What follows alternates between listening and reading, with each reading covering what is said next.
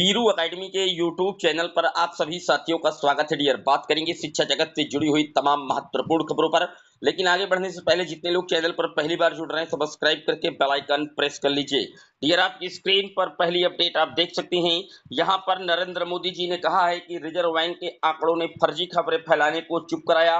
पिछले 4 साल में 8 करोड़ नई नौकरियां दी गई हैं प्रदेश में। या बात की जाए या पूरे देश को मिला करके, तो नरेंद्र मोदी जी ने साफ तौर पर कहा है कि भारतीय रिजर्व बैंक आरबीआई की एक रिपोर्ट के अनुसार पिछले 3 से 4 वर्षों में देश में 8 करोड़ नई नौकरियां उपलब्ध हुई हैं। प्रधानमंत्री मोदी जी ने मुंबई के गोरेगांव उपनगर के क्षेत्र में सड़क, रेलवे और बंदरगाह क्षेत्रों में 29,000 करोड़ रुपए की परियोजनाओं की शुरुआत और आधारशिला रखने के बाद एक कार्यक्रम को संबोधित कर रहे थे। तो आप देख सकते हैं कहीं ना कहीं जो रिजर्व बैंक है उन्होंने 8 करोड़ जो नौकरियां हैं देने की बात की है कि 4 साल में 8 करोड़ नौकरियां इन्होंने दी है। आखिरकार वो 8 करोड़ नौकरियां धरातल पर कहां हैं? अगर वो नौकरियां धरातल पर होती तो उसका खामियाजा भाजपा को भुगतना ना पड़ता। आप जानते हैं कि युवाओं के साथ जो छलावा है, बेरोजगारी काफी देरी के साथ प्रत्येक राज्य में चरम पर बढ़ रही है। और अभी हाल ही में लोकसभा के हुए उपचुनाव में पुनः एक बार भाजपा सरकार को करारी शिकस्त झेलनी पड़ी है। बात कर लेते हैं अगली अपडेट की। अगली अपडेट आप देख सकते हैं, परिषदीय शिक्षकों को ढील नहीं, माध्यमिक में सख्ती, डिजिटल हाजिरी का छठे दिन भी विरोध, कई शिक्षक संकुलों ने दिया इस्तीफा। फिलहाल प्राथमिक स्तर के से जो टीचर हैं, जो अध्यापक हैं, उनके लिए जो ऑनलाइन अटेंडेंस का कार्यक्रम है वो जारी किया गया है। यहाँ पर किसी भी प्रकार की कोई ढील नहीं दी गई है। डिजिटल हाजिरी में छठे दिन भी लगातार जो शिक्षक हैं विरोध कर रहे हैं, लेकिन सरकार अपने जो फैसला है उस पर अडिग है। और इसको देखते हुए उन्होंने साफ तौर पर कहा है कि जब तक बायोमेट्रिक नहीं होगा, उपस्थिति नहीं होगी, वेतन नहीं मिल पाएगा। यानी कि जो टीचर बायोमेट्रिक से उपस्थिति नहीं दर्ज करा पा रहे हैं, उनका जो वेतन बिल है वो पास नहीं किया जाएगा। रही बात प्राथमिक की, ये चल ही रहा था। उधर बेसिक शिक्षकों के विरोध के बीच जो नया आदेश है, माध्यमिक स्कूलों में भी बायोमेट्रिक हाजिरी का प्रावधान कर दिया गया। तो आप देख सकते हैं सरकार पूरी तरीके से ये चाहती है कि जो टीचर हैं अपने मनमानी तरीके से विद्यालय आते हैं वो उस पर लगाम लगे। टाइम टू टाइम वो नई प्राथमिक विद्यालयों में अपने पहुंचे और पूरी तरीके से जो भाई लड़के हैं, बच्चे हैं, उनको अच्छे तरीके से पढ़ाने के लिए पूरी तरीके से जो सरकार है वो इस तरीके की जो कार्रवाइयां हैं वो लगातार करती जा रही है डियर।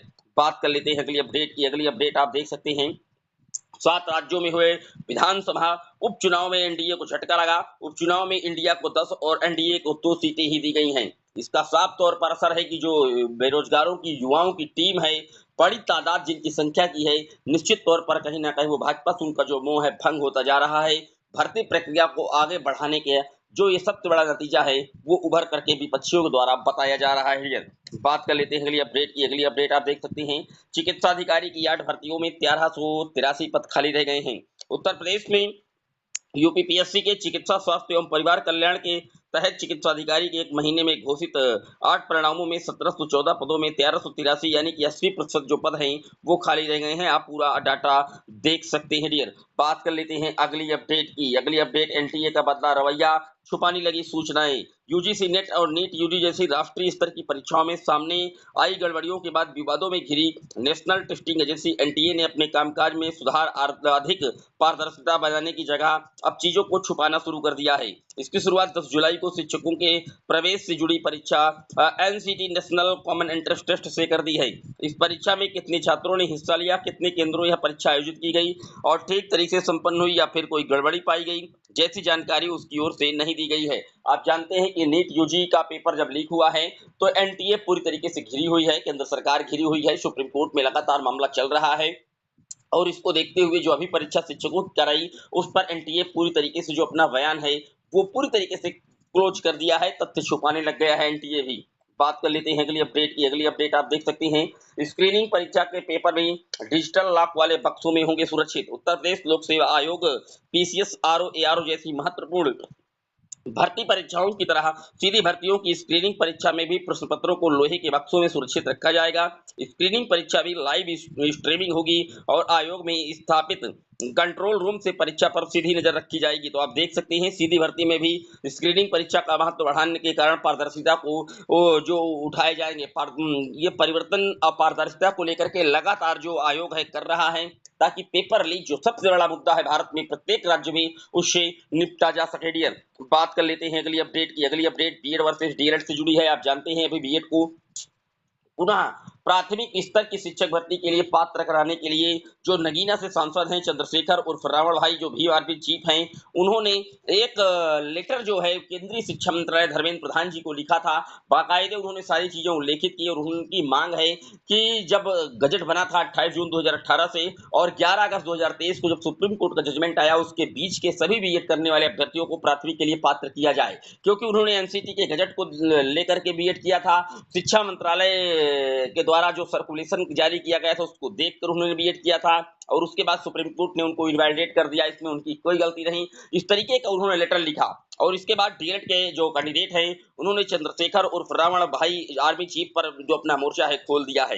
इन्होंने साफ तौर पर कहा है कि चंद्रशेखर आपने सिर्फ एक पक्ष बीएड की बात सुन करके सुप्रीम कोर्ट के फैसले के विरुद्ध जा रहे हैं, सिर्फ वोट बैंक के लिए। सभी डीएलएड साथियों ने इससे अपील की गई है कि हैशटैग का प्रयोग करें संविधान हैशटैग संविधान _विरोधी _चंद्रशेखर। तो आप देख सकते हैं चंद्रशेखर ने बीएड की तरफ से जो पैरवी है वो करना स्टार्ट किया और उसके बाद डीएलएड की तरफ से भी उन पर एक बड़ा और तीखा हमला किया गया कि ये संविधान विरोधी हैं। क्योंकि आप जानते हैं कि देश में जो नियम कानून है वो सर्वोच्च न्यायालय से बड़ा कोई नहीं है और सर्वोच्च न्यायालय ने पूरी तरीके से बीएड को प्राथमिक स्तर की शिक्षक भर्ती से अपात्र कर दिया है। हालांकि सदन में बैठे जो सांसद महोदय हैं नगीना से, उन्होंने साफ तौर पर केंद्र सरकार से गुहार लगाई है शिक्षा मंत्रालय से कि इनको पुनः सम्मिलित करने के लिए जो आपके पास रूल्स है, जो आपके पास विशेष पावर है, जो शक्तियां हैं, उनका इस्तेमाल करके इनको पुनः पीआरटी लेवल के लिए वायलेट कर दिया जाए। फिलहाल देखने वाली बात ये होगी कि आखिरकार क्या इस पर शिक्षा मंत्री जी कोई एक्शन लेते भी हैं या सुप्रीम कोर्ट ही सर्वोच्च रहेगी और उसका जो नियम है वो पूरे देश पर अब धीरे धीरे फॉलो होता दिख रहा है। ये था शिक्षा जगत से जुड़ा है दैनिक वीडियो। कैसा लगा कमेंट जरूर करिएगा। चैनल पर जितने लोग पहली बार जुड़ रहे हैं सब्सक्राइब कर लीजिएगा। फिर मिलेंगे एक और वीडियो में, तब तक के लिए जय हिंद जय भारत।